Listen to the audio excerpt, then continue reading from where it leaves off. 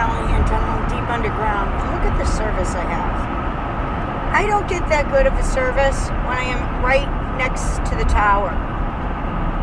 Why do you suppose that is? How is it possible that I have better service far underground in a tunnel than I do right next to a cell tower? Could it be that cell towers have nothing to do with our mobile phone technology?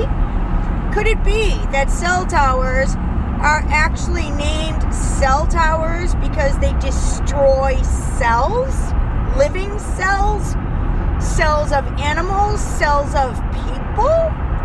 Actually, studies in other countries have shown it absolutely does. And it is linked to all kinds of different cancer, brain cancer, lung cancer, cervical cancer.